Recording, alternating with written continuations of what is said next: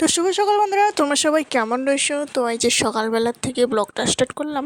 ব্লগটা যদি ভালো লেগে থাকে অবশ্যই একটা like, comment, share, subscribe and follow করতে ভুলবেন না। তো এই যে সকালবেলা গোলা রুটি করলাম, তো অনুরাধার জন্য বানিয়ে নিই একবারে, সেটাই ভগবানকে দিয়ে দুইটা মিষ্টি দিয়ে একবারে ভগবানকে ভোগ লাগিয়ে সকালবেলা ব্রেকফাস্ট, তারপর অনুরাধাকে দিয়ে দিই।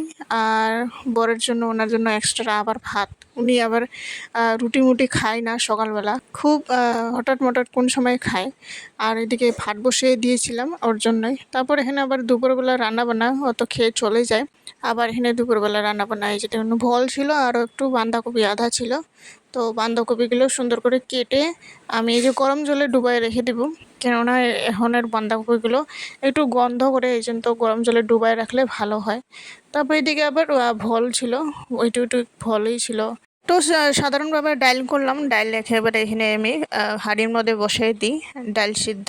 আর ডাল সিদ্ধ হতেই আছে, এদিকে আমি তাড়াহুড়া করে এদিকে ভলটি ভালোভাবে ছুলে এই যে দেখুন কেটে রেডি করে নিয়ে ধুয়ে, তারপর এদিকে আবার আলুটি প্রথমে ভেজে নিয়েছি। তারপর বাঁধাকপিগুলো একটু পরে দিয়ে দিই, একটু জিরার গুঁড়া দিয়েছি, সাদা তেল বাদাম তেল দিয়ে রান্না করলাম, কোনো সর্ষের তেল কিচ্ছু দেওয়া হয় না।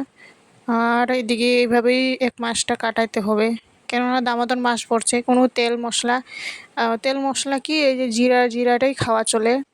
আর আমি সর্ষের তেল খাওয়া চলে না। তো বাদাম তেল ছিল, এটাই বাদাম তেল দিয়ে রান্না করলাম। তো এই যে দুপুরে ভগবানকে দিয়ে দিই, তখন দুপুরের বেলা লাঞ্চ করব। তো বন্ধুরা, আজকের ভিডিওটি কেমন হয়েছে অবশ্যই একটা লাইক, কমেন্ট, শেয়ার, সাবস্ক্রাইব করে জানাবেন।